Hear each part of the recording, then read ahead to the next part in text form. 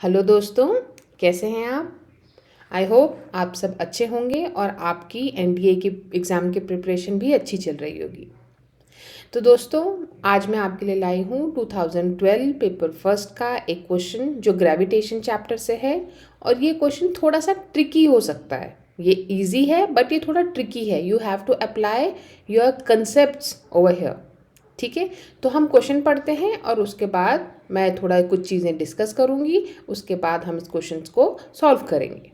ठीक है, अगर आपको ये क्वेश्चन अपने आप सॉल्व करने का ट्राई करना है तो आप कर सकते हैं और अपना जो आंसर है वो कमेंट सेक्शन में लिख दीजिए।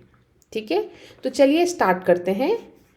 अ spring attach to a spring balance weighs 10 kg on earth. देखो हमें क्या बताया गया है कि एक स्प्रिंग बैलेंस लिया गया है और वो क्या मेजर करता है। याद रखना हमेशा कि जो स्प्रिंग बैलेंस है वो मेजर करता है वेट।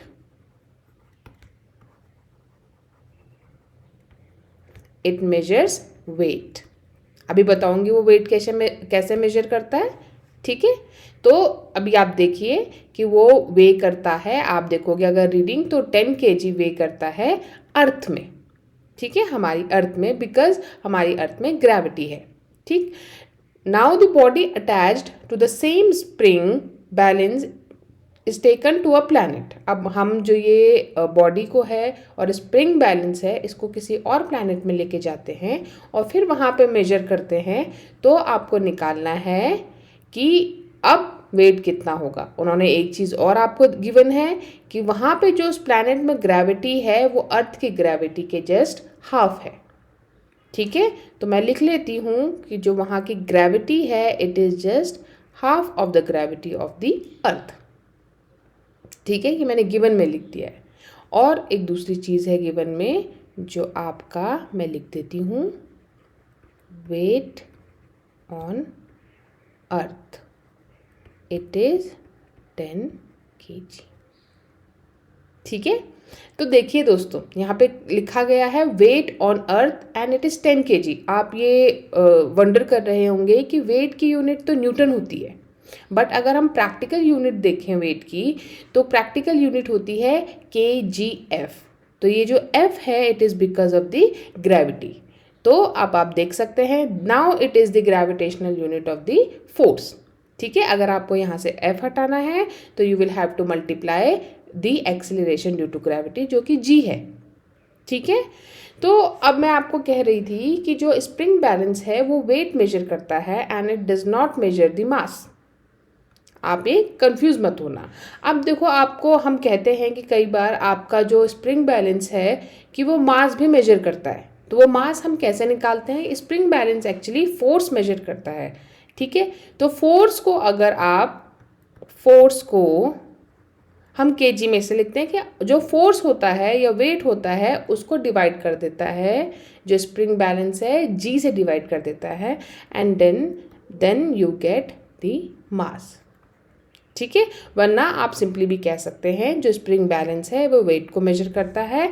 और सिंपली जो यहाँ पे आपको 10 kg था इट इज़ 10 kgf जो कि आपकी यूनिट है वेट की या यूनिट है फोर्स की।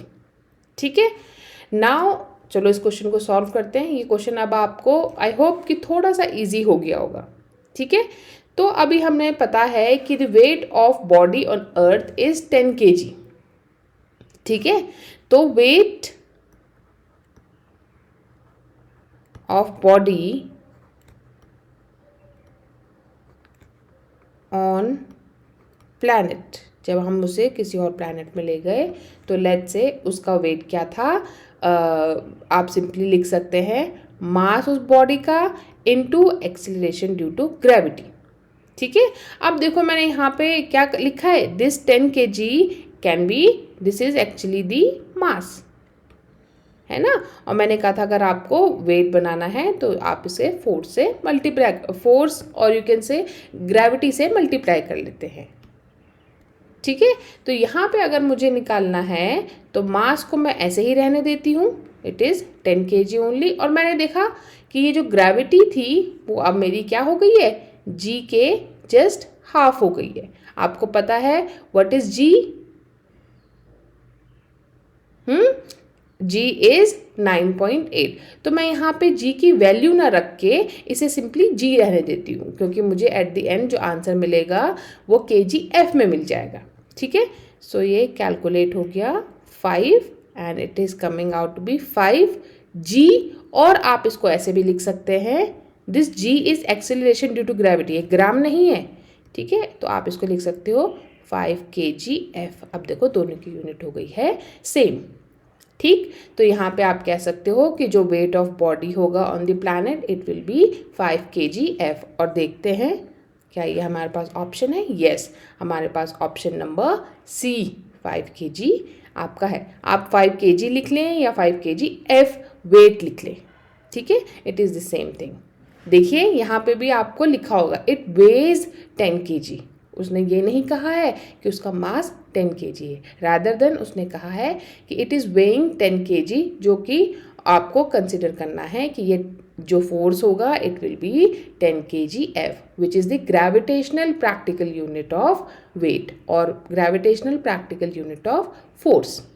ओके, आई होप आपको ये क्वेश्चन समझ में आया होगा। ऐसे ही और क्वेश्चंस के लिए प्लीज़ हमारे चैनल को सब्सक्राइब कीजिए और आप मैथ्स के एज वेल एज फिज़िक्स के सीरीज़ चेक कर सकते हैं ऐसे ही प्रैक्टिस क्वेश्चंस करने के लिए। Thank you.